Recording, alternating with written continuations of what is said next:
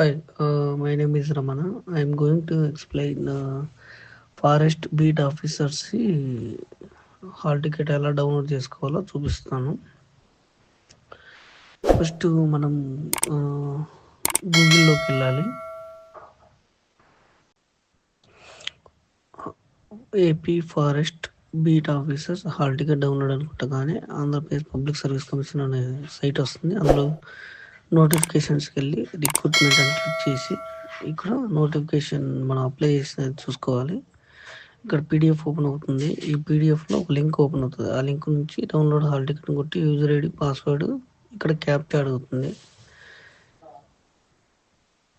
Captcha 1 by 1 పర్ఫెక్ట్గా కరెక్ట్గా కొట్టాలి.